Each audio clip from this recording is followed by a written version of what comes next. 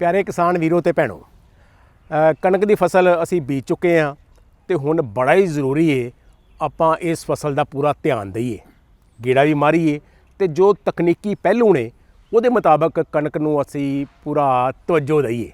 इस पक्षों असी तुहानूं जागरूक करते रहने हाँ, तुहानूं जानकारियां देंदे रहने हाँ।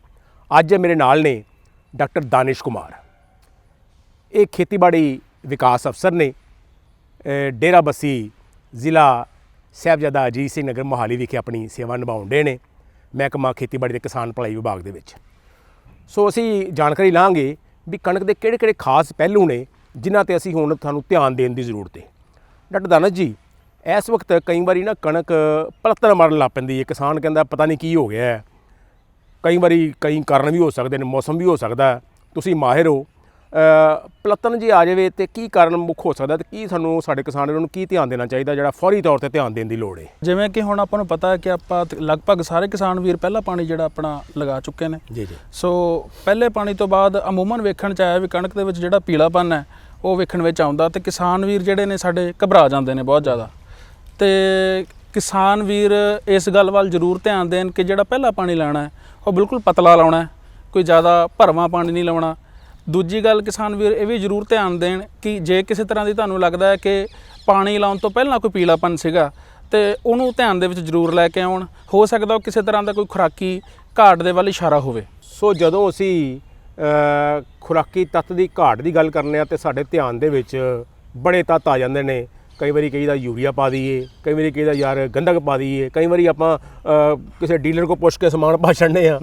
सो इत्थों कई बारी साडा ना खर्चा वध हो जांदा ते बंदा कख नहीं। अच्छा, हुण जे पलत्तन की गल करिए तो पलत्तन जे नाइट्रोजन की घाट होवे ते उहदे की चिरण ने ते किवें उहदी दूर करनी है। और नाइट्रोजन खास तौर पर डॉक्टर दानिश जी ये देखने को मिलता है साडे किसान वीर ना वेखो वेखी कई बारी खाद बड़ी पा देंगे, पा दे भी 2 यूरिया तीन कई बारी पा देंगे। सो उहदे नाल तुसीं माहिर हो, नुकसान भी हुंदा होएगा, की कहना चाहोगे? डॉक्टर साहब गल इस तरह है कि किसान वीर जिहड़ा साडे मूवमेंट ट्रेंड वेखण च आया, किसान वीर जिहड़ा यूनीवर्सिटी की सिफारिशशुदा जिहड़ी मिकदार है उस दे मुताबक यूरिया ना पा के आपदे गवांढ दे विच वेख के खेत मुताबक जिहड़ा यूरिया ज़्यादा पाउंदा है। सो जिहड़ी सही मिकदार है उस दे विच सब तो पहला तो जिहड़ी यूरिया की पहली डोज है वो कणक की बिजाई समय 20 किलो यूरिया की जिहड़ी मिकदार पाउणी चाहिए है। उस तो बाद 45 किलो दीयां जिहड़ियां 2 डोज़ां ने वो अलग अलग वक्फिਆਂ ते जिहड़ी है वो पाउण दी जिहड़ी सिफारिश यूनीवर्सिटी वल्लों कीती जांदी है। दूजी गल एक होर बड़ी ध्यानयोग है कि अजोका जिहड़ा समा आ यूरिया की घाट तो असीं जूझदे पए आ। साडे कोले यूरिया उन्ना ज़्यादा उपलब्ध नहीं है मार्केट दे विच।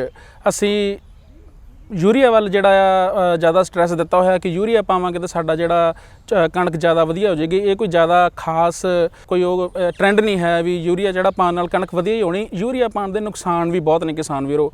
जे असी लोड़ तो वध यूरिया पावांगे तो उहदे नाल जिहड़ा साडा जिहड़ा हरा मादा कणक दे विचों वध जांदा है, जिहड़ा कीड़े मकौड़े ने जिहड़े उन्हां नूं आपदे वल आकर्षित करदा है। उहदे नाल जिहड़ा आउण वाले समय दे विच चेपे दा हमला ते होर जिहड़े कई तरह दे कीड़े जिहड़े नहीं कणक ते आउणे सी वो भी कणक दे विच जिहड़े हमला करन दी फिर कोशिश करदे ने, क्योंकि उन्हां नूं ज़्यादा हरापन जिहड़ा आ वो अट्रैक्ट करदा आपदे वल आकर्षित करदा है।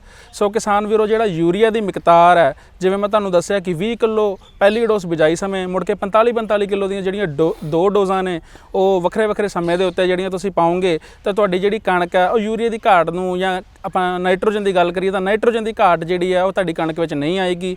सो आपां जिहड़ा संयम तरीके नाल जिहड़ा नाइट्रोजन की जिहड़ी है यूज़ करिए, इस नूं आपां वेखो वेखी अजाए ना पाई जाइए, क्योंकि साडा जिहड़ा पैसा भी बर्बाद हुंदा पिया ते उस तों बाद जिहड़ियां बिमारियां आउणियां ने वध यूरिया पा के, उस तों बाद होर साडा पैसा लगना, क्योंकि असीं फिर स्प्रेहां करांगे उन्हां नूं कंट्रोल करन वास्ते। सब तो वड्डी गल तो इहो ही है कि आपां यूनीवर्सिटी दी सिफारिशां तुसीं कहा कि उहदे मुताबक यूरिया इस्तेमाल करिए। और सब तो जरूरी गल है कि जे आपां मिट्टी परख कराइए तो अपने इलाके के मुताबक, अपनी मिट्टी के मुताबक, अपने पौण पानी के मुताबक भी खादां दा इस्तेमाल करिए। किसी वेले वध घट भी आपां अपने सिस्टम मुताबक कर सकते। अच्छा डॉक्टर साहब, हुण आपां छोटे तत्तां दी घाट दी जे गल कर लईए, किहड़े-किहड़े छोटे तत्तां दी घाट नज़र आउंदी कणक दे विच और उहदे चिन्ह की ने, ਇਹਦੇ ਬਾਰੇ ਵੀ ਸਾਡੇ ਕਿਸਾਨ ਨੂੰ ਗਿਆਨ ਹੋਣਾ ਬੜਾ ਜ਼ਰੂਰੀ ਹੈ। ਜਿਵੇਂ ਕਿ ਆਪਾਂ ਸ਼ੁਰੂ ਦੇ ਵਿੱਚ ਗੱਲ ਕਰੀਏ ਕਣਕ ਦੇ ਪੀਲੇਪਨ ਦੀ, ਮੈਂ ਪੀਲੇਪਨ ਤੋਂ ਹੀ ਸ਼ੁਰੂ ਕਰਾਂਗਾ। ਸਭ ਤੋਂ ਪਹਿਲਾਂ ਤਾਂ ਜਿਹੜਾ ਪੀਲਾਪਨ ਹੈ ਉਹਦੇ ਪਹਿਲਾਂ ਤੁਹਾਨੂੰ ਮੈਂ ਕਾਰਨ ਦੱਸਿਆ ਵੀ ਜਿਹੜਾ ਭਰਵਾਂ ਪਾਣੀ ਲੱਗ ਜਾਂਦਾ ਉਹਦੇ ਕਰਕੇ ਵੀ ਕਣਕ ਬਹਿ ਜਾਂਦੀ ਹੈ, ਉਹਦੇ ਕਰਕੇ ਵੀ ਪੀਲਾਪਨ ਆ ਜਾਂਦਾ। ਦੂਜਾ ਜਿਹੜਾ ਇੱਕ ਕਾਰਨ ਹੋ ਸਕਦਾ ਵੀ ਨਾਈਟ੍ਰੋਜਨ ਦੀ ਘਾਟ ਹੋ ਸਕਦੀ ਹੈ ਜ਼ਮੀਨ ਦੇ ਵਿੱਚ। ਉਹਦਾ ਜਿਹੜਾ ਨਿਸ਼ਾਨੀ ਕੀ ਹੈ ਕਿਸਾਨ ਵੀਰੋ, ਨਾਈਟ੍ਰੋਜਨ ਦੀ ਘਾਟ ਹੈ ਜਿਹੜੀ, ਜਦੋਂ ਤੁਸੀਂ ਬੂਟੇ ਵੱਲ ਵੇਖੋਗੇ ਤਾਂ ਬੂਟੇ ਦੇ ਜਿਹੜੇ ਪੁਰਾਣੇ ਪੱਤੇ ਨੇ, ਹੇਠਲੇ ਪੱਤੇ ਨੇ, ਉਹਨਾਂ ਵਿੱਚ ਜਿਹੜਾ ਪੀਲਾਪਨ ਤੁਹਾਨੂੰ ਵਿਖੇਗਾ। ਤੇ ਉਸ ਤੋਂ ਇਹ ਜਿਹੜਾ ਪ੍ਰਤੱਖ ਕਰ ਸਕਦੇ ਹੋ ਤੁਸੀਂ ਵੀ ਉਹਦੇ ਵਿੱਚ ਨਾਈਟ੍ਰੋਜਨ ਦੀ ਘਾਟ ਆ। ਇਸ ਤੋਂ ਇਲਾਵਾ ਇੱਕ ਜਿਹੜੀ ਹੋਰ ਬੜੀ ਅਹਿਮ ਖੁਰਾਕੀ ਤੱਤ ਹੈ ਸਲਫਰ। ਸਲਫਰ ਜਿਹੜੀ ਜਿਹਨੂੰ ਆਪਾਂ ਗੰਧਕ ਵੀ ਕਹਿੰਦੇ ਆ, ਗੰਧਕ ਦਾ ਜਿਹੜਾ ਖੁਰਾਕੀ ਤੱਤ ਹੈ ਉਹਦਾ ਵੀ ਲਗਭਗ ਨਾਈਟ੍ਰੋਜਨ ਦੇ ਬਰਾਬਰ ਹੁੰਦਾ। ਬਸ ਫਰਕ ਇੰਨਾ ਹੁੰਦਾ ਕਿ ਜਿਹੜਾ ਨਾਈਟ੍ਰੋਜਨ ਦੇ ਵਿੱਚ ਜਿਹੜਾ ਹੇਠਲਾ ਪੱਤਾ ਪੀਲਾ ਹੁੰਦਾ, ਗੰਧਕ ਦੇ ਵਿੱਚ ਜਿਹੜਾ ਉੱਪਰ ਵਾਲਾ ਪੱਤਾ ਜਿਹੜਾ ਆ, ਨਵਾਂ ਪੱਤਾ, ਉਹ ਵੀ ਜਿਹੜਾ ਆ ਪੀਲੇਪਨ ਦੇ ਵਿੱਚ ਨਜ਼ਰ ਆਉਂਦਾ ਆ। ਸੋ ਕਿਸਾਨ ਵੀਰੋ, ਗੰਧਕ ਦੀ ਜੇ ਮੈਂ ਗੱਲ ਕਰਾਂ ਵੀ ਗੰਧਕ ਨੂੰ ਤੁਸੀਂ ਕਿਵੇਂ, ਗੰਧਕ ਦੀ ਘਾਟ ਨੂੰ ਕਿਵੇਂ ਤੁਸੀਂ ਕਰ ਸਕਦੇ ਹੋ। ਗੰਧਕ ਦੀ ਘਾਟ ਨੂੰ ਤੁਸੀਂ ਪੂਰਾ ਕਰਨ ਵਾਸਤੇ ਕਿਸਾਨ ਵੀਰੋ, ਬਿਜਾਈ ਤੋਂ ਪਹਿਲਾਂ 100 ਕਿਲੋ ਜਿਪਸਮ ਜਿਹੜਾ ਪ੍ਰਤੀ ਏਕੜ ਦੇ ਹਿਸਾਬ ਦੇ ਨਾਲ ਤੁਸੀਂ ਖੇਤ ਦੇ ਵਿੱਚ ਪਾ ਸਕਦੇ ਹੋ। ਜੇ ਤੁਹਾਨੂੰ ਲੱਗੇ ਵੀ ਬਿਜਾਈ ਤੋਂ ਬਾਅਦ ਜਿਹੜੇ ਲੱਛਣ ਆਏ ਨੇ ਤਾਂ ਜਿਹੜੀ ਆ ਪਾਣੀ ਲਾਉਣ ਤੋਂ ਪਹਿਲਾਂ ਵੀ ਤੁਸੀਂ ਜਿਹੜਾ 100 ਕਿਲੋ ਜਿਪਸਮ ਜਿਹੜਾ ਛਿੱਟਾ ਦੇ ਕੇ ਏਕੜ ਖੇਤ ਦੇ ਵਿੱਚ ਪਾ ਸਕਦੇ ਹੋ। ਇਸ ਤੋਂ ਇਲਾਵਾ ਤੁਸੀਂ ਜਿਹੜਾ ਬੈਂਟੋਨਾਈਟ ਸਲਫਰ ਇੱਕ ਆਉਂਦਾ, ਦਾਣੇਦਾਰ ਹੁੰਦਾ, ਉਹਦਾ ਛਿੱਟਾ ਵੀ ਤੁਸੀਂ ਜਿਹੜਾ ਆ ਖੇਤ ਦੇ ਵਿੱਚ ਦੇ ਸਕਦੇ ਹੋ। ਖੜੀ ਫਸਲ 'ਚ ਵੀ ਜੀ ਖੜੀ ਫਸਲ ਦੇ ਵਿੱਚ ਵੀ ਅਸੀਂ ਦੇ ਸਕਦੇ ਹਾਂ। ਦੂਜੀ ਗੱਲ ਜਿਹੜਾ ਜੇਕਰ ਨਾਈਟ੍ਰੋਜਨ ਦੀ ਆਪਾਂ ਗੱਲ ਕਰੀਏ ਤੇ ਨਾਈਟ੍ਰੋਜਨ ਅਜੋਕੇ ਸਮੇਂ 'ਚ ਆਪਾਂ ਨੂੰ ਪਤਾ ਕਿ ਘੱਟ ਆ। ਆਪਾਂ ਜਿਹੜਾ ਆ 3% ਜਿਹੜੀ ਆ ਯੂਰੀਆ ਦੀ ਸਪਰੇਅ ਜਿਹੜੀ ਆ ਖੇਤ ਵਿੱਚ ਏਕੜ ਪਿੱਛੇ ਕਰ ਸਕਦੇ ਹਾਂ। ਕਦੋਂ ਕੀਤੀ ਜਾ ਸਕਦੀ? ਇਹ ਜੀ ਆਪਾਂ ਪਾਣੀ ਤੋਂ ਪਹਿਲਾਂ, ਪਹਿਲੇ ਪਾਣੀ ਤੋਂ ਪਹਿਲਾਂ ਤੁਸੀਂ ਸਪਰੇਅ ਕਰ ਸਕਦੇ ਹੋ, ਜਾਂ ਫਿਰ ਪਹਿਲੇ ਪਾਣੀ ਤੋਂ 4-5 ਦਿਨਾਂ ਬਾਅਦ ਵੀ ਤੁਸੀਂ ਇਹਦੀ ਸਪਰੇਅ ਕਰ ਸਕਦੇ ਹੋ। ਦਿਨ ਜਿਹੜਾ ਆ ਚੰਗਾ ਹੋਣਾ ਚਾਹੀਦਾ, ਹਵਾ ਘੱਟ ਹੋਣੀ ਚਾਹੀਦੀ ਹੈ, ਸੂਰਜ ਜਿਹੜਾ ਆ ਸਾਫ਼ ਹੋਣਾ ਚਾਹੀਦਾ, ਵੀ ਦਿਨ ਤੁਹਾਡੇ ਸਾਫ਼ ਦੇ ਵਿੱਚ ਸਪਰੇਅ ਹੋਣੀ ਜ਼ਰੂਰੀ ਹੈ। ਇਸ ਤੋਂ ਇਲਾਵਾ ਜੇ ਮੈਂ ਗੱਲ ਕਰਾਂ ਤੇ ਮੈਗਨੀਜ਼ ਦੀ ਵੀ ਜਿਹੜੀ ਆ ਬੜੀ ਘਾਟ ਜਿਹੜੀ ਵੇਖਣ 'ਚ ਆਉਂਦੀ ਆ ਕਿਸਾਨ ਵੀਰੋ। ਮੈਗਨੀਜ਼ ਦੇ ਵਿੱਚ ਜਿਹੜੀ ਆ ਜੇ ਤੁਸੀਂ ਧਿਆਨ ਕਰੋਗੇ ਤਾਂ ਇਹਦੇ ਲੱਛਣ ਕੀ ਨੇ, ਜਿਹੜੇ ਇਹਦੇ ਵਿਚਕਾਰਲੇ ਪੱਤੇ ਹੁੰਦੇ ਨੇ ਬੂਟੇ ਦੇ, ਉਹਦੇ ਪੱਤਿਆਂ ਦੇ ਹੇਠਲੇ ਪਾਸੇ ਗੁਲਾਬੀ ਤੋਂ ਸਲੇਟੀ ਰੰਗ ਦੀਆਂ ਜਿਹੜੀਆਂ ਧਾਰੀਆਂ ਨੇ ਉਹ ਤੁਹਾਨੂੰ ਨਜ਼ਰ ਆਉਣਗੀਆਂ। ਇਹ ਧਾਰੀਆਂ ਜਿੱਦਾਂ ਸਮਾਂ ਵੱਧਦਾ ਜਾਏਗਾ, ਧਾਰੀਆਂ ਇੱਕ ਧਾਰੀ ਬਣ ਕੇ ਤੇ ਪੂਰੇ ਪੱਤੇ ਨੂੰ ਪੀਲੇਪਨ ਦੇ ਵਿੱਚ ਜਿਹੜੀਆਂ ਨੇ ਉਹ ਦਿਖਾਉਣ ਲੱਗ ਜਾਂਦੀਆਂ ਨੇ। ਸੋ ਕਿਸਾਨ ਵੀਰੋ, ਜੇ ਮੈਗਨੀਜ਼ ਤੱਤ ਦੀ ਘਾਟ ਆ ਗਈ ਹੈ ਤੇ ਮੈਗਨੀਜ਼ ਤੱਤ ਦੀ ਜਿਹੜੀ ਤੁਸੀਂ ਘਾਟ ਪੂਰੀ ਕਰਨ ਵਾਸਤੇ ਮੈਗਨੀਜ਼ ਸਲਫੇਟ ਦੀ ਸਪਰੇਅ ਜਿਹੜੀ ਹੈ ਉਹ ਤੁਸੀਂ ਕਰ ਸਕਦੇ ਹੋ। ਲਗਭਗ 0.5% ਜਿਹੜੀ ਮੈਗਨੀਜ਼ ਜਿਹੜੀ ਸਪਰੇਅ ਦੀ ਜਿਹੜੀ ਆਪਣੀ ਸਿਫਾਰਿਸ਼ ਹੈਗੀ ਯੂਨੀਵਰਸਿਟੀ ਵੱਲੋਂ, ਇਸ ਮੁਤਾਬਕ ਜੇਕਰ ਮੈਂ ਗੱਲ ਕਰਾਂ ਤਾਂ ਲਗਭਗ 1 ਕਿਲੋ 200 ਲੀਟਰ ਪਾਣੀ ਦੇ ਵਿੱਚ ਘੋਲ ਕੇ ਤੁਸੀਂ ਪ੍ਰਤੀ ਏਕੜ ਦੇ ਹਿਸਾਬ ਦੇ ਨਾਲ ਸਪਰੇਅ ਕਰ ਸਕਦੇ ਹੋ। ਕਿਸਾਨ ਵੀਰੋ, ਇੱਕ ਇਹ ਵੀ ਬੜੇ ਧਿਆਨਯੋਗ ਗੱਲ ਹੈ ਵੀ ਜਿਹੜੀ ਮੈਗਨੀਜ਼ ਤੱਤ ਦੀ ਜਿਹੜੀ ਘਾਟ ਹੈ ਉਹ ਸਿਰਫ ਸਪਰੇਅ ਦੇ ਨਾਲ ਹੀ ਆਪਾਂ ਪੂਰਤੀ ਕਰ ਸਕਦੇ ਹਾਂ। ਆਪਾਂ ਇਸ ਨੂੰ ਐਵੇਂ ਹੀ ਕਿਸੇ ਡੀਲਰ ਦੇ ਕੋਲੋਂ ਮੈਗਨੀਜ਼ ਫੜ ਕੇ ਸਦਾ ਛਿੱਟਾ ਦੇਣ ਦੀ ਕੋਸ਼ਿਸ਼ ਨਾ ਕਰੀਏ, ਉਸ ਦੀ ਜਿਹੜੀ ਘਾਟ ਪੂਰੀ ਨਹੀਂ ਹੋ ਸਕਦੀ। ਜੀ ਅੱਛਾ ਡਾਕਟਰ ਦਾਨਿਸ਼ ਜੀ, ਕਈ ਵਾਰੀ ਨਾ ਆਪਾਂ ਇਹ ਵੀ ਦੇਖਣ 'ਚ ਆਇਆ ਕਿ ਜਦੋਂ ਕੋਈ ਫਸਲ 'ਚ ਪਲੱਤਣ ਹੁੰਦੀ ਏ ਜਾਂ ਕੋਈ ਸਮੱਸਿਆ ਹੁੰਦੀ ਹੈ ਤੇ ਅਸੀਂ ਨਾ, ਤੁਸੀਂ ਤਾਂ ਕਿਹਾ ਕਿ ਆਪਾਂ ਦੁਕਾਨਦਾਰ ਕੋਲ ਜਾ ਕੇ ਉਹਨੂੰ ਕਹਿੰਦੇ ਆ ਵੀ ਆਹ ਸਮੱਸਿਆ ਹੈਗੀ ਹੈ ਤੇ ਉਹ ਕੁਛ 2-4 ਡੱਬੇ ਦੇ ਦਿੰਦਾ ਵੀ ਲੈ ਵੀ ਪਾ ਦੇ। ਉਹਦਾ ਨੁਕਸਾਨ ਵੀ ਹੋ ਸਕਦਾ ਔਰ ਪੈਸਾ ਵੀ ਜਾਇਆ ਹੋ ਸਕਦਾ। ਕੀ ਕਹਿਣਾ ਚਾਹੋਗੇ? ਕਿਸਾਨ ਵੀਰੋ, ਗੱਲ ਇਸ ਤਰ੍ਹਾਂ ਹੈ ਕਿ ਪੀਲਾਪਨ ਜਿਹੜਾ ਆ ਉਹ ਬਹੁਤ ਹੀ ਜ਼ਿਆਦਾ ਕਿਸਾਨ ਨੂੰ ਘਬਰਾ ਦੇ ਦਿੰਦਾ, ਕਿਉਂਕਿ ਸਾਨੂੰ ਆਦਤ ਹੈ ਵੀ ਜੇ ਸਾਡਾ ਖੇਤ ਗੁਆਂਢੀ ਨਾਲੋਂ ਕਿਤੇ ਘੱਟ ਥੋੜਾ ਜਿਹਾ ਹਰਾ ਪੀਲਾ ਰਹਿ ਜਾਵੇ ਤੇ ਅਸੀਂ ਕਹਿੰਦੇ ਆ ਵੀ ਕਿਤੇ ਸਾਡਾ ਪਤਾ ਨਹੀਂ ਕਿੰਨਾ ਕੁ ਨੁਕਸਾਨ ਹੋ ਜਾਣਾ, ਸਾਡੀ ਕਣਕ ਬਹਿ ਹੀ ਜਾਣੀ ਹੈ। ਸੋ ਕਿਸਾਨ ਵੀਰੋ, ਘਬਰਾਉਣ ਦੀ ਲੋੜ ਨਹੀਂ ਹੈ। ਮੈਂ ਜਿਵੇਂ ਤੁਹਾਨੂੰ ਖੁਰਾਕੀ ਤੱਤਾਂ ਦੀ ਘਾਟ ਬਾਰੇ ਦੱਸਿਆ, ਪਹਿਲਾਂ ਤਾਂ ਆਪਾਂ ਲੱਛਣ ਪਛਾਣੀਏ ਵੀ ਪੀਲਾਪਨ ਹੈ ਕਿਸ ਕਰਕੇ। ਜੇ ਆਪਾਂ ਨੂੰ ਇਹ ਪਤਾ ਹੋਏਗਾ ਤਾਂ ਸਾਨੂੰ ਆਪਣੇ ਆਪ ਹੀ ਪਤਾ ਵੀ ਅਸੀਂ ਮੁੜ ਕੇ ਉਹਦਾ ਇਲਾਜ ਕੀ ਕਰਨਾ। ਆਪਾਂ ਡੀਲਰ ਦੇ ਕੋਲੇ ਜਾਣ ਤੋਂ ਜ਼ਿਆਦਾ ਤਰਜੀਹ ਖੇਤੀਬਾੜੀ ਮਹਿਕਮੇ ਜਾਂ ਫਿਰ ਕ੍ਰਿਸ਼ੀ ਵਿਗਿਆਨ ਕੇਂਦਰ ਦੇ ਜਿਹੜੇ ਮਾਹਰ ਨੇ, ਯੂਨੀਵਰਸਿਟੀ ਦੇ ਜਿਹੜੇ ਮਾਹਰ ਨੇ, ਉਹਨਾਂ ਨੂੰ ਸੰਪਰਕ ਕਰਨ ਦੀ ਕੋਸ਼ਿਸ਼ ਕਰੀਏ।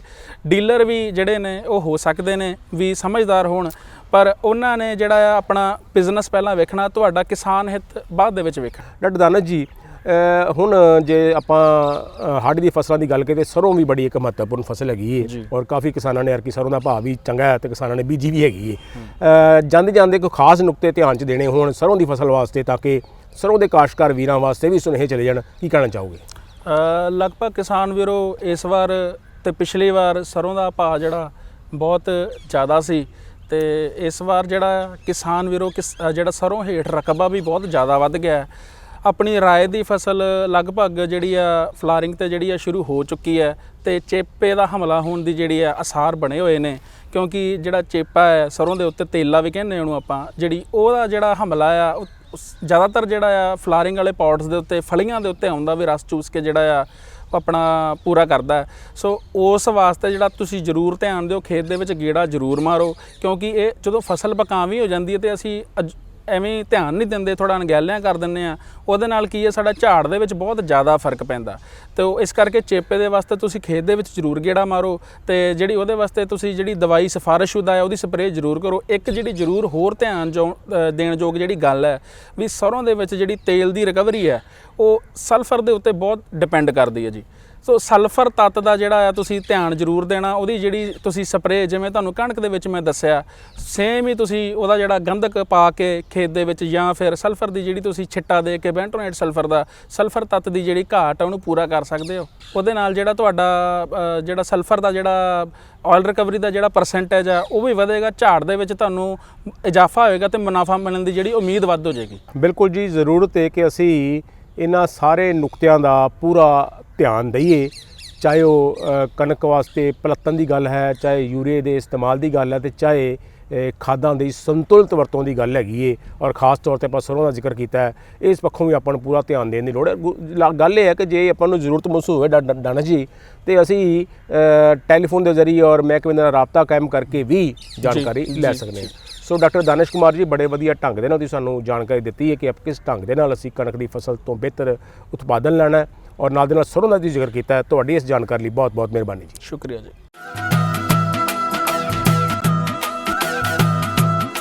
ਦੋਸਤੋ, ਅੱਜ ਅਸੀਂ ਇਸ ਪ੍ਰੋਗਰਾਮ ਦੇ ਅਧੀਨ ਗੱਲ ਕਰਾਂਗੇ ਕੁਝ ਉਹਨਾਂ ਮਹਿਲਾਵਾਂ ਦੀ ਜਿਹੜੀਆਂ ਸਕਿੱਲ ਡਿਵੈਲਪਮੈਂਟ ਨਾਲ ਜੁੜ ਕੇ, ਯਾਨੀ ਕਿ ਹੁਨਰ ਵਿਕਾਸ ਦੇ ਨਾਲ ਜੁੜ ਕੇ ਆਪਣੇ ਆਪ ਨੂੰ ਅੱਗੇ ਵਧਾ ਰਹੀਆਂ ਨੇ।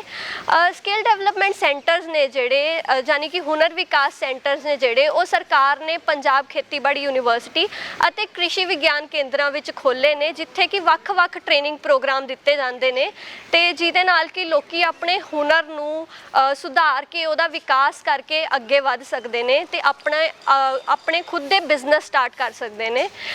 ਤਾਂ ਦੋਸਤੋ, ਅੱਜ ਆਪਾਂ ਮਿਲਦੇ ਹਾਂ ਕੁਝ ਅਜਿਹੀਆਂ ਮਹਿਲਾਵਾਂ ਦੇ ਨਾਲ ਜਿਹੜੇ ਕਿ ਇਸ ਸਕਿੱਲ ਡਿਵੈਲਪਮੈਂਟ ਪ੍ਰੋਗਰਾਮ ਦੇ ਨਾਲ ਜੁੜ ਕੇ ਆਪਣੇ ਆਪ ਨੂੰ ਅੱਗੇ ਵਧਾ ਰਹੀਆਂ ਨੇ, ਤੇ ਅਸੀਂ ਕੁਝ ਇਹੋ ਜਿਹੇ ਕ੍ਰਿਸ਼ੀ ਵਿਗਿਆਨਕਾਂ ਨਾਲ ਵੀ ਗੱਲ ਕਰਾਂਗੇ ਜਿਹੜੇ ਕਿ ਉਹਨਾਂ ਦੀ ਮਦਦ ਕਰ ਰਹੇ ਨੇ। ਤਾਂ ਪ੍ਰੋਗਰਾਮ ਨੂੰ ਅੱਗੇ ਵਧਾਉਂਦੇ ਹੋਏ ਉਹਨਾਂ ਦੇ ਨਾਲ ਮੁਲਾਕਾਤ ਕਰਦੇ ਹਾਂ।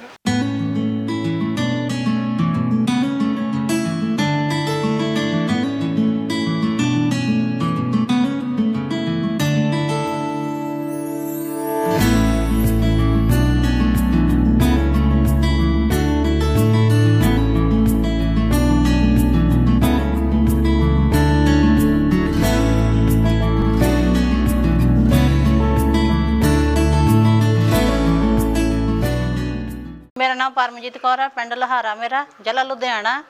ਉਹਦੇ ਵਿੱਚ ਮੈਂ ਆਪਦਾ ਇੱਥੋਂ ਯੂਨੀਵਰਸਿਟੀ ਦੇ ਵਿੱਚ ਸਕਿੱਲ ਡਿਪਾਰਟਮੈਂਟ ਦੇ ਵਿੱਚ ਟ੍ਰੇਨਿੰਗਾਂ ਲਈਆਂ ਨੇ। 2008 ਤੋਂ ਅਸੀਂ ਸਟਾਰਟ ਕੀਤਾ ਹੋਇਆ। ਉਹਦੇ ਵਿੱਚ ਕੈਮੀਕਲ ਤੋਂ ਰਹਿਤ ਸ਼ੈਂਪੂ ਵਗੈਰਾ, ਹਰਬਲ, ਹੋਰ ਹੈਂਡ ਵਾਸ਼, ਸਾਰਾ ਕੁਝ ਬਣਾਈ ਦਾ, ਸਰਫ ਵੀ ਬਣਾਈ ਦੀ ਆ। ਸਾਰੀਆਂ ਟ੍ਰੇਨਿੰਗਾਂ ਸਾਰੀਆਂ ਇੱਥੋਂ ਲਈਆਂ ਹੋਈਆਂ ਨੇ। ਨਾਲ ਅਸੀਂ ਆਪਦਾ ਹੋਰ ਵੀ ਸਮਾਨ ਬਣਾਈ ਦਾ, ਫਰਨੈਲ ਵੀ ਬਣਾਈ ਦੀ ਆ, ਨਾਲ ਸੈਂਟ ਵੀ ਬਣਾਈ ਦਾ, ਜਿਹੜਾ ਫੁੱਲਾਂ ਤੋਂ ਤਿਆਰ ਕਰਦੇ ਆ, ਸਾਰਾ ਕੈਮੀਕਲ ਰਹਿਤ ਹੈਗਾ। ਤੇ ਹੋਰ ਵੀ ਅਸੀਂ ਇੱਥੋਂ ਕਾफ़ੀ ਚੀਜ਼ਾਂ ਸਿੱਖੀਆਂ ਨੇ, ਜਿਹੜੀਆਂ ਕਿ ਅਸੀਂ ਗਾਹਾਂ ਵੀ ਸਿਖਲਾਈ ਦੇ ਦਿੰਦੇ ਹਾਂ ਪਿੰਡਾਂ ਦੇ ਵਿੱਚ ਜਾ ਕੇ। ਮੇਰਾ ਨਾਮ ਮਨਜੀਤ ਕੌਰ ਆ, ਮੈਂ ਜਵੱਦੀ ਪਿੰਡ ਦੇ ਰਹਿਣ ਵਾਲੀ ਹਾਂ। ਮੈਂ ਬੇਕਰੀ ਦੇ ਐਗਲੈਸ ਔਰ ਆਟੇ ਤੋਂ ਪ੍ਰੋਡਕਟ ਤਿਆਰ ਕਰਦੀ ਹਾਂ, ਜਿਹਦੇ ਵਿੱਚ ਕੇਕ, ਬਿਸਕਿਟ, ਡੋਨਟ, ਬ੍ਰੈਡ ਵਗੈਰਾ ਸਾਰੇ ਹੀ ਪ੍ਰੋਡਕਟ ਆਟੇ ਤੋਂ ਤਿਆਰ ਕਰਦੀ ਹਾਂ। ਮੈਂ ਡੈਕੋਰੇਸ਼ਨ ਵਾਲੇ cake, birthday cake, anniversary cake ਦਾ ਵੀ ਆਰਡਰ ਤੇ ਮੈਂ ਕੰਮ ਕਰਦੀ ਹਾਂ, ਜਿਨ੍ਹਾਂ ਵਿੱਚੋਂ ਬਿਸਕੁਟ, ਆਟਾ ਔਰ ਸ਼ੱਕਰ ਵਾਲੇ ਬਿਸਕੁਟ, ਆਟਾ ਔਰ ਬਦਾਮ ਵਾਲੇ ਬਿਸਕੁਟ ਮੇਰੇ ਸਟੋਰ ਤੇ ਜਾਂਦੇ ਆ। 2 ਸਟੋਰ ਤੇ ਮੇਰਾ ਸਮਾਨ ਵੀ ਜਾਂਦਾ। ਔਰ ਇਸੇ ਤਰ੍ਹਾਂ ਵੀ ਕਾफ़ੀ ਬੱਚਿਆਂ ਨੂੰ ਟ੍ਰੇਨਿੰਗ ਵੀ ਦੇ ਚੁੱਕੀ ਹਾਂ। ਇੱਥੇ PHU ਵੀ ਜਦੋਂ ਟ੍ਰੇਨਿੰਗ ਹੁੰਦੀ ਆ ਡੈਕੋਰੇਸ਼ਨ ਦੇ ਕੇਕ ਵਾਸਤੇ, ਮੈਨੂੰ PHU ਵਾਲੇ ਬੁਲਾ ਲੈਂਦੇ ਨੇ, ਉਦੋਂ ਮੈਂ ਟ੍ਰੇਨਿੰਗ ਦਿੰਦੀ ਹਾਂ। ਅਤੇ ਕਲੱਬ ਦੀ ਮੈਂਬਰ ਵੀ ਹਾਂ ਮੈਂ। ਔਰ ਕਲੱਬ ਵਿੱਚ ਜਦੋਂ ਮੰਥਲੀ ਮੀਟਿੰਗ ਹੁੰਦੀ ਉੱਥੋਂ ਸਾਨੂੰ ਕਾफ़ੀ ਕੁਛ ਸਿੱਖਣ ਨੂੰ ਮਿਲਦਾ। ਅਚਾਰ, ਚਟਨੀਆਂ ਵਗੈਰਾ ਵੀ ਇੱਥੋਂ ਸਿੱਖੀਆਂ ਨੇ, ਮੁਰੱਬੇ, ਜੂਸ ਵਗੈਰਾ ਸਾਰਾ ਕੁਛ ਇੱਥੋਂ ਮੈਂ ਸਿੱਖਿਆ ਹੋਇਆ। ਔਰ ਇਹ ਕੰਮ ਕਰਕੇ ਮੈਂ ਆਪਣੀ ਆਮਦਨ ਵਿੱਚ ਵੀ ਵਾਧਾ ਕੀਤਾ। ਹੁਣ ਕੰਮ ਕਰਦੇ ਹਾਂ ਤੇ ਆਪਣਾ ਪੈਸਾ ਕਮਾਉਂਦੇ, ਸਾਨੂੰ ਕਾफ़ੀ ਅੱਛਾ ਲੱਗਦਾ। ਜਿਹੜੇ ਘਰ ਬੈਠੇ ਉਹਨਾਂ ਨੂੰ ਇਹ ਕਹਿਣਾ ਚਾਹੁੰਦੇ ਹਾਂ ਕਿ ਤੁਸੀਂ ਸਾਰੇ ਆਪਣੇ ਇੱਥੇ ਆਓ, PHU ਕਲੱਬ ਦੇ ਮੈਂਬਰ ਬਣੋ ਔਰ ਟ੍ਰੇਨਿੰਗ ਲੈ ਕੇ ਆਪਣਾ ਕੰਮ ਸ਼ੁਰੂ ਕਰੋ। ਕੋਈ ਵੀ ਛੋਟਾ ਮੋਟਾ ਕੰਮ ਸ਼ੁਰੂ ਕਰ ਸਕਦੇ ਆ ਤੇ ਅੱਗੇ ਆਪਣੇ ਆਪ ਹੀ ਵੱਧ ਜਾਂਦੇ ਆ। ਅਸੀਂ ਥੋੜ੍ਹੇ ਕੰਮ ਤੋਂ ਸ਼ੁਰੂ ਕੀਤਾ ਸੀ, ਆਪਣਾ ਹੁਣ ਕਾफ़ੀ ਸਾਡਾ ਕੰਮ ਚੱਲ ਰਿਹਾ। ਮੇਰਾ ਨਾਮ ਗੁਰਵਿੰਦਰ ਕੌਰ ਹੈ ਤੇ ਮੈਂ ਦੁਗਰੀ ਅਰਬਨ ਸਟੇਟ ਦੀ ਰਹਿਣ ਵਾਲੀ ਹਾਂ। ਮੈਂ ਸਕਿੱਲ ਸੈਂਟਰ ਤੋਂ ਬਹੁਤ ਦੇਰ ਪਹਿਲਾਂ ਤੋਂ ਕੋਰਸ ਸ਼ੁਰੂ ਕੀਤਾ ਸੀ ਤੇ ਉਸ ਨੂੰ ਲੈ ਕੇ ਬੇਕਰੀ ਦਾ ਕੰਮ ਕਰ ਰਹੀ ਹਾਂ ਅੱਜ ਕੱਲ੍ਹ, ਔਰ ਬਹੁਤ ਅੱਛਾ ਚੱਲ ਰਿਹਾ ਹੈ ਮੇਰਾ ਬੇਕਰੀ ਦਾ ਹੋਮਮੇਡ ਕੰਮ।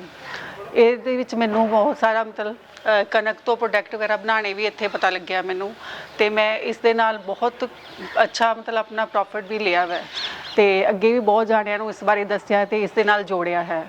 ਮੈਂ biscuit, cake, brownies, popcorn, brownies ਵਗੈਰਾ ਤੇ ਮੈਂ ਬ੍ਰੈਡ और बहुत कुछ इस तो प्रोडक्ट बनाए और उसनों सेल कर रही हैं और सारिਆਂ ਨੂੰ बहुत अच्छा रिस्पॉन्स दे रहे हैं क्योंकि हर कोई अजकल होममेड और एगलेस चीज़ चाहता है तो वो भी कणक तो मतलब चाहता है तो इसलिए हर कोई बहुत अच्छी तरह उसनों लै रहा है तो होर भी डिमांड करते हैं भी इस तो होर भी सानू चीज़ां बना के इस तो चीज़ां दो सानू ਤੇ ਹੋਰ ਵੀ ਹੈਲਪ ਵੀ ਚਾਹੁੰਦੇ ਨੇ ਉਹ ਵੀ ਸਾਨੂੰ ਵੀ ਤੁਸੀਂ ਸਿਖਾਓ ਤੇ ਮੇਰੇ ਤੋਂ ਸਿੱਖਣ ਵੀ ਆਉਂਦੇ ਨੇ ਅਸੀਂ ਉਹਦੇ ਉੱਤੇ ਤੇ ਮੈਂ ਉਹਨਾਂ ਨੂੰ ਸਿਖਾ ਵੀ ਰਹੀ ਹਾਂ। ਇਸ ਤੋਂ ਹੋਰ ਵੀ ਮੈਂ ਬਹੁਤ ਕੁਝ ਬਣਾਉਣ ਦੀ ਕੋਸ਼ਿਸ਼ ਕਰਦੀ ਹਾਂ। ਮੈਂ ਕਲੱਬ ਮੈਂਬਰ ਵੀ ਹਾਂ ਇੱਥੇ ਦੀ ਔਰ ਮੈਂ ਆਪਣੇ ਫਰੈਂਡਸ ਨੂੰ ਵੀ ਬਹੁਤ ਜਾਣਿਆਂ ਨੂੰ ਇੱਥੇ ਲੈ ਕੇ ਆਈ, ਉਹਨਾਂ ਨੂੰ ਦੱਸਿਆ ਵੀ ਇੱਥੇ ਬਹੁਤ ਅੱਛਾ ਮਤਲਬ ਸਿੱਖ ਪ੍ਰੈਕਟਿਸ ਮਤਲਬ ਹੁੰਦੀ ਹੈ ਸਾਰਿਆਂ ਨੂੰ ਔਰ ਬਹੁਤ ਅੱਛੇ ਲੈਵਲ ਤੇ ਲੈ ਕੇ ਜਾਂਦੇ ਨੇ ਇਹ ਉੱਪਰ ਔਰ ਆਪਣਾ ਕੰਮ ਸ਼ੁਰੂ ਕਰ ਸਕਦਾ ਹਰ ਕੋਈ, ਕਿਸੇ ਦੇ ਅੱਗੇ ਹੱਥ ਅੱਡਣ ਦੀ ਲੋੜ ਨਹੀਂ ਪੈਂਦੀ ਇੱਥੇ ਆ ਕੇ ਔਰ ਮੈਂ ਬਹੁਤ ਅੱਛਾ ਕੰਮ ਕਰ ਰਹੀ ਹਾਂ ਤੇ ਆਪਣੀ ਫਰੈਂਡਸ ਨੂੰ ਵੀ ਸਾਰਿਆਂ ਨੂੰ ਲੈ ਕੇ ਆਈ, ਉਹ ਵੀ ਇਸ ਦੇ ਮੈਂਬਰ ਬਣੇ ਔਰ ਉਹਨਾਂ ਨੂੰ ਵੀ ਬਹੁਤ ਅੱਛਾ ਲੱਗ ਰਿਹਾ ਹੈ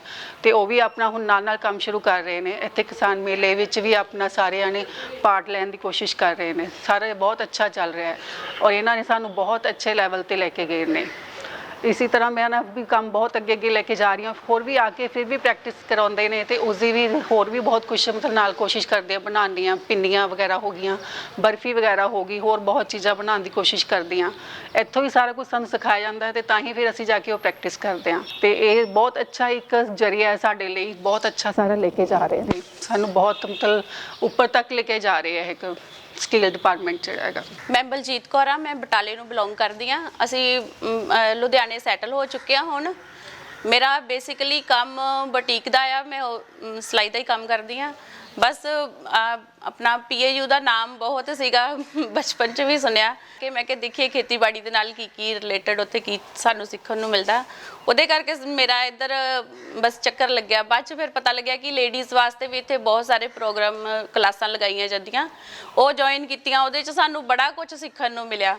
ਉਹਦੇ ਨਾਲ ਮੈਨੂੰ ਹੋਰ ਸ਼ੌਂਕ ਪਿਆ ਕਿ ਅਸੀਂ ਖਾਣ ਪੀਣ ਦੀਆਂ ਜਿਹੜੀਆਂ ਚੀਜ਼ਾਂ ਇੱਥੇ ਸਿੱਖੀ ਦੀਆਂ ਜਾ ਕੇ ਉਹ ਸਿਹਤ ਵਾਸਤੇ ਵੀ ਵਧੀਆ ਸਿਖਾਉਂਦੇ ਨੇ, ਜੋ ਰੈਸਪੀਆਂ ਜੋ ਕੁਝ ਹੁੰਦਾ ਬੱਚਿਆਂ ਲਈ ਵੀ, ਵੱਡਿਆਂ ਲਈ, ਬਜ਼ੁਰਗਾਂ ਲਈ, ਸਾਰਿਆਂ ਲਈ। ਉਹਨੂੰ ਜਾ ਕੇ ਹੁਣ ਆਪਣੇ ਤੱਕ ਨਾ ਸੀਮਤ ਰੱਖ ਕੇ ਦੂਜਿਆਂ ਵਾਸਤੇ ਵੀ ਆਪਾਂ ਕਰੀਏ ਕੁਛ। ਫਿਰ ਮੈਂ ਆਪਣੇ ਸਿਲਾਈ ਦੇ ਕੰਮ 'ਚ ਥੋੜ੍ਹਾ ਜਿਹਾ ਟਾਈਮ ਕੱਢ ਕੇ ਇਹ ਚੀਜ਼ਾਂ ਨੂੰ ਵੀ ਬਣਾਉਣਾ ਸ਼ੁਰੂ ਕੀਤਾ। ਹੁਣ ਮੈਂ ਅਚਾਰ ਸ਼ੁਰੂ ਕੀਤੇ ਆ, ਬਿਸਕਿਟ ਵਗੈਰਾ, ਬੇਕਰੀ ਦੀਆਂ ਬਹੁਤ ਸਾਰੀਆਂ ਕਲਾਸਾਂ ਲਗਾਈਆਂ।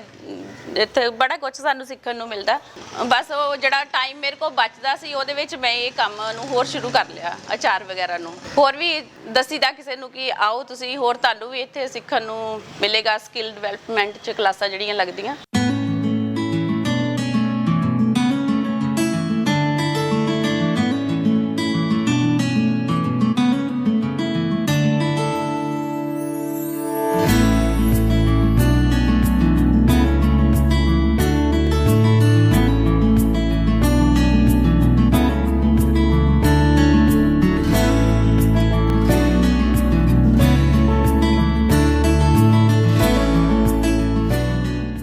ਕਿਸਾਨ ਵੀਰੋ ਅਤੇ ਭੈਣੋ, ਅਸੀਂ ਅੱਜ ਇਸ ਪ੍ਰੋਗਰਾਮ ਦੇ ਵਿੱਚ ਦੇਖਿਆ ਕਿ ਕਿੱਦਾਂ ਪੇਂਡੂ ਮਹਿਲਾਵਾਂ ਨੇ ਜਿਹੜੀਆਂ ਹੁਨਰ ਵਿਕਾਸ ਦੇ ਨਾਲ ਜੁੜ ਕੇ ਆਪਣੇ ਕਿੱਤਿਆਂ ਨੂੰ ਉਚਾਈਆਂ ਤੇ ਪਹੁੰਚਾ ਰਹੀਆਂ ਨੇ।